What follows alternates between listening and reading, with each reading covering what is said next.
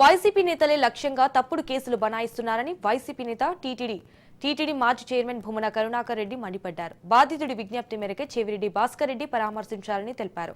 బాధితురాలిని పరామర్శిస్తే చెవిరెడ్డిపై ప్రభుత్వం కేసు పెట్టింది. కూటమి ప్రభుత్వం కక్ష సాధింపు చర్యలకు పాల్పడుతుందని ఆయన మండిపడ్డారు.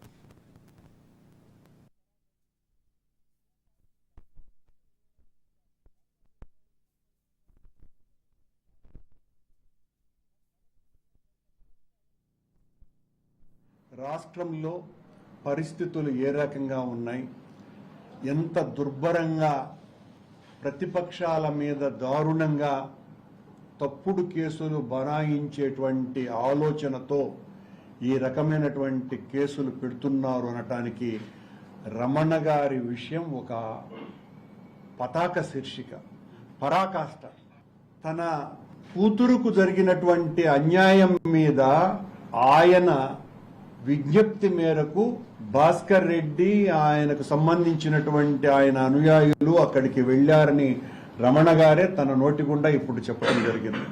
ఇక్కడ భాస్కర్ రెడ్డికి తానే పరిగెత్తుకు వెళ్లి అక్కడ ఏదో జరిగిందేనని, ఆయన ఏదో తప్పుడు ఆరోపణలు చేసినట్టుగా వచ్చినటువంటిదంతా కూడా అభూత కల్పన అని చాలా స్పష్టంగా తేలిపోయింది.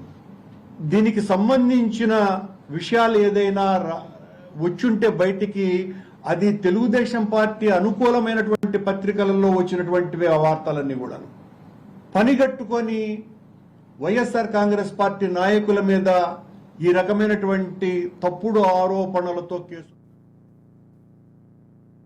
రాష్ట్రంలో